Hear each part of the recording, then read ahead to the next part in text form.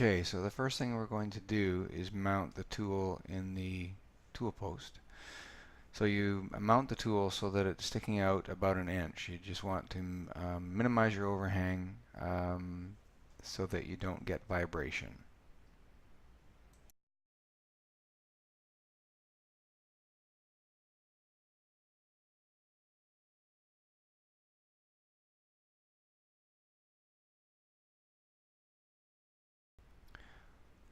We are then going to mount the live center in the tailstock so that we can adjust the tool to the correct center height. So we turn the tool post, and then we will visually line up the tip of the tool with the center of the live center.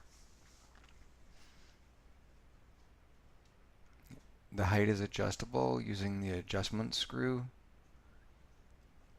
You move it up and down. Make sure you always look at it when the tool post is locked, because it can rock. Once you've got it adjusted correctly, then you will turn the tool post back perpendicular to the axis of the machine. Move the tailstock out of the way.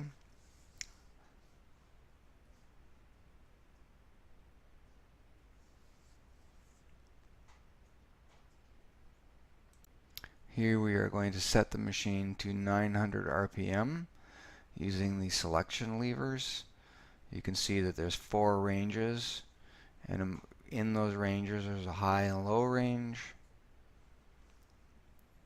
So we select the row that has the 900, we select the high, and then we select 8P on the electric switch. So there's 3 settings to get the correct RPM.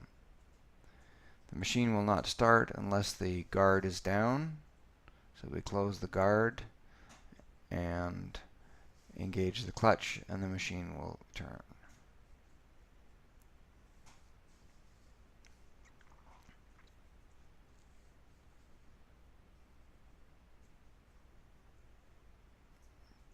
So first I'm going to make a little cut just with hand feed, and you can see it's a little bit erratic. It's hard to move it nice and smooth and get a nice even surface finish. So you'll see that there's a bunch of lines on the end of the part. The next cut I will do with the automatic feed, and you'll see that it'll be much smoother.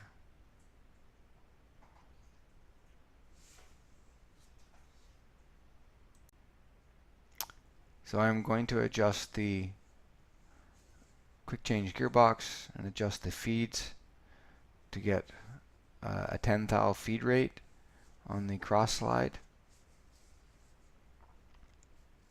Then I will set the machine to take a small cut.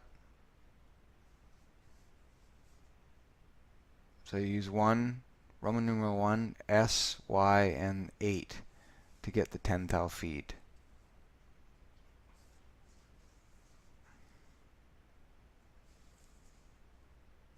Start the clutch.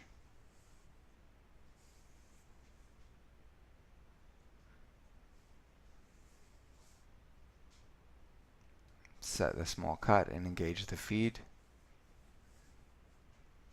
And the tool travels across the face of the part nice and smoothly.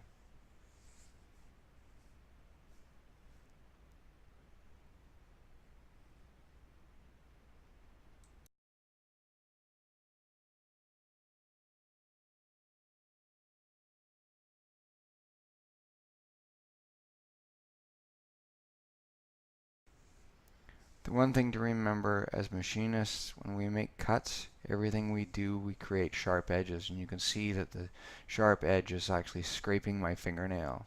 So if you were to press your thumb on that, you'd probably slice it.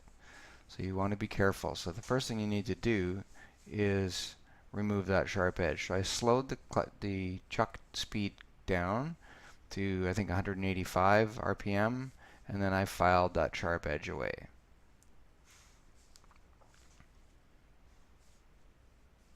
Next, we're going to use the center drill and drill the end of the part. We'll set the machine speed to 900 again. Now normally I would use coolant, but I didn't use it here just so you can see what's going on. So I'm feeding it very slowly while the machine is rotating and drilling it until I'm about 2/3 of the way up the steep taper of the center drill. Once that is complete, I will back the tailstock away and remove the part from the chuck. And this end is faced off and center drilled. First operation complete. So the next thing we need to do is to mark out the overall length of the part to finish the length on it. So I will loosen 2 jaws so I can take it out of the chuck, and it will be very easy to relocate it and dial it, as my settings will be very close when I bring the part back from layout.